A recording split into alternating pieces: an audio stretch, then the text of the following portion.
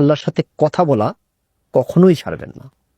সেটা নামাজের 5 ওয়াক্ত নামাজের মাঝে হোক, 5 ওয়াক্ত নামাজটা হচ্ছে একটা অফিসিয়াল মিটিং অ্যাটেন্ড করার মতো। ইয়েস স্যার, আসছি স্যার, বাস, ওকে, ফাইন, আলহামদুলিল্লাহ।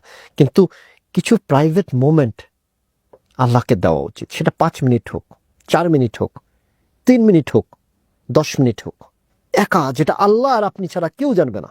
একটু সিজদায় চলে যান একা একা, অজুও লাগে না সিজদায় যেতে। আপনার নামাজ পড়তে কষ্ট করে অজু করতে হয়, কিন্তু সিজদাতে যাওয়া খুবই সহজ।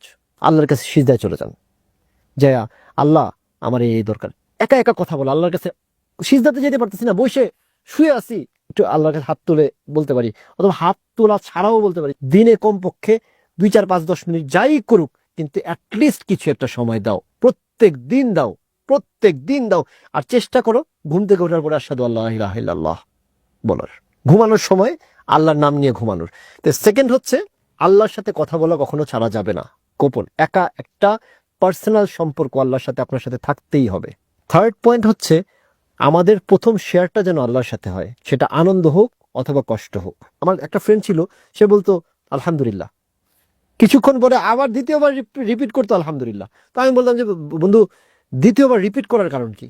বলছে প্রথমবার আমি বলছি অভ্যাসগত স্বভাব, আর দ্বিতীয়বার আমি অন্তর থেকে বলছি যে হ্যাঁ সত্যি আমি শুকরগুজার, আলহামদুলিল্লাহ, হ্যাঁ আল্লাহ তোমার প্রশংসা যে আমি সত্যি শুকরগুজার। খুশির সময়, দুঃখের সময় আল্লাহর কাছে চাওয়ার আগে আপনি যেন অন্য কারো কাছে না চান, কারণ আপনি বলতেছেন ইয়াকা না'বুদু ওয়া ইয়াকা নাস্তাইন। প্রত্যেক নামাজের মধ্যে বলেন আল্লাহ তোমার কাছেই সাহায্য চাই।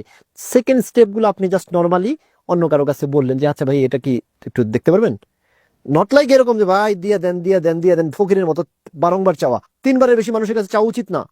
একবার